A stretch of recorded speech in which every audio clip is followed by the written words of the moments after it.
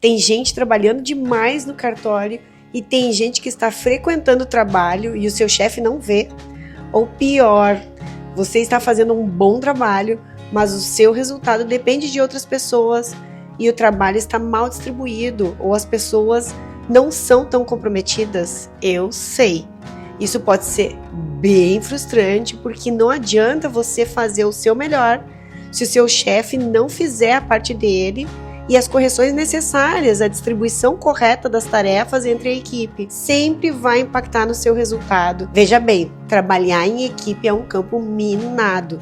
Sempre pode ter um clima na equipe, porque é natural que as pessoas tenham ritmos diferentes, tenham criações diferentes umas das outras, tenham inteligências diferentes, qualidade de trabalho diferente, mas o que não é natural é que o seu gestor não gerencie essas competências dentro dos setores. Se você está frustrado com a distribuição de trabalho no cartório, fica comigo que eu vou te ensinar o que fazer quando o chefe não distribui as tarefas corretamente, porque acredite, eu entendo completamente essa frustração porque isso aconteceu comigo. No meu caso, o setor era formado por 2 pessoas, eu e o meu chefe, e ele não era nem um pouco produtivo. Eu era eficiente e ele adorava isso, mas ele não se comprometia com o trabalho dele. Para ter uma ideia, naquela época, o setor ganhou um computador para que a gente pudesse automatizar alguns controles que ainda eram feitos em fichas manuais. E sabe o que o meu chefe fez com esse computador? Aprendeu a jogar paciência e ficou viciado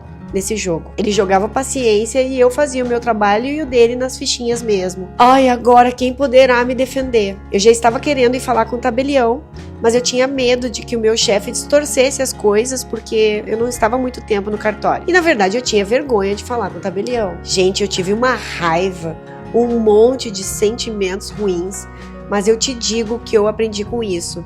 É nesse momento que você tem que ter inteligência emocional e focar na solução. Sabe o que eu fiz?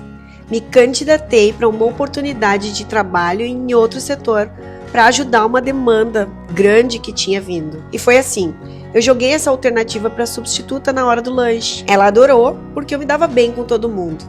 Então o plano era eu ficar meio turno com aquele chefe e outro meio turno ajudar no setor de atendimento. Isso fez com que eu saísse debaixo da asa desse chefe descomprometido. Eu me destaquei porque me ofereci para ajudar em outro setor e o meu chefe não pôde argumentar contra nas reuniões de liderança porque todos gostaram da minha atitude. Ia ficar feio para ele porque todos viram que eu era dedicada.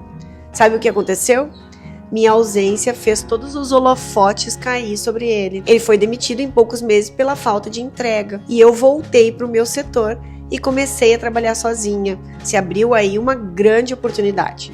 O computador me ajudou a organizar tudo e eu me desenvolvi na área administrativa e financeira, que era o que eu estava estudando. E o que eu quero te dizer com isso? Como é que eu posso te ensinar com essa história?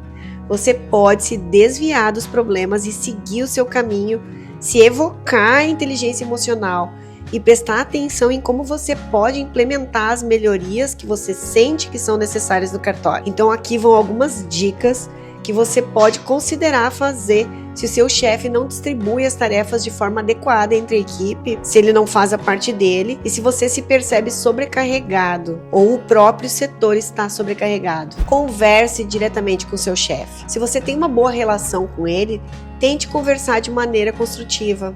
No meu caso, meu chefe era tão meu amigo que eu não tinha espaço para poder dizer para ele que ele não estava fazendo parte dele. Você pode apresentar isso como uma sugestão para melhorar a eficiência da equipe, sem parecer que está reclamando. Outra sugestão é: proponha soluções. Ao invés de só apontar o problema, ofereça uma solução.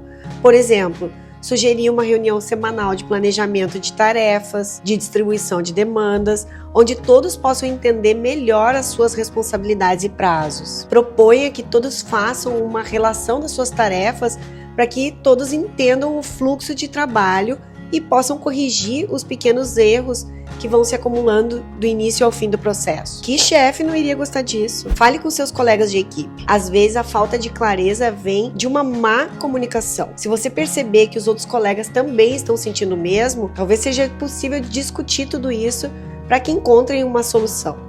Mas tenha muito cuidado para que não pareça que vocês estão fazendo um motim. Seja proativo na gestão das suas próprias tarefas. Se o seu chefe não está vendo, não está distribuindo bem as tarefas, você pode começar a se organizar sozinho para que as suas responsabilidades sejam mais claras. Olha o que eu fiz nessa história. Você pode até oferecer ajuda para os colegas, mas sem se sobrecarregar, claro. Desvie-se do problema e ofereça algo mais para aumentar a sua credibilidade. E depois você pode trazer sugestões mais complexas quando o seu chefe estiver vendo como você é importante no processo. Faça ajustes nas suas expectativas. Se for algo recorrente e você não vê uma solução fácil à vista, talvez seja necessário ajustar as suas expectativas e se concentrar naquilo que você tem controle. Às vezes, lidar com o que está ao seu alcance pode aliviar a sua frustração. Então pense em mudar de setor, por exemplo. Talvez o seu chefe sinta que a sua mudança foi inesperada e te convide para conversar sobre os motivos da sua proposta. E aí, nesse momento, você pode abrir um canal de comunicação eficiente. Agora, se a conversa acontecer, esteja preparado. Tenha um papel com uma lista de sugestões para que você não perca as informações ficando nervoso na hora H. Evite criticar as pessoas.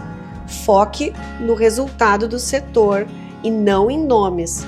Mostre o ciclo todo e nunca, jamais, fique trazendo nomes e apontando comportamentos. Por exemplo, eu percebo que o setor de minutas tem demorado para enviar a minuta e que ela vem com muitos erros. Isso compromete o prazo da lavratura e o cliente reclama. Então você não está falando de ninguém, você está falando do processo. Você gostou dessas dicas?